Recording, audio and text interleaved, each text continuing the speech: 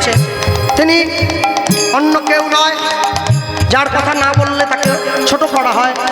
তিনি কীর্তন সুরসাগর, ওই কলকাতার বাগুইয়াটি নিবাসী শ্রীযুক্ত কৃষ্ণ পাল মহাশয়। এই গানটি তার মুখে কীর্তন জগতে এত সুন্দর করে তার মতো কেউ গাইতে পারেনি।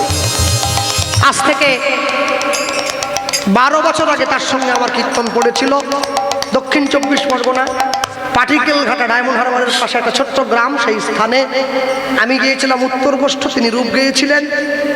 এই গানটি আসরে পরিবেশন করছেন, আমি ছিলাম সেখানে বসে। আমি তাকে জিজ্ঞাসা করেছিলাম, জেঠু গানটাকে আমি আসরে গাইতে পারি? বলে, জেঠু বলবি না, বুড়ো মনে হয়, জানিস না।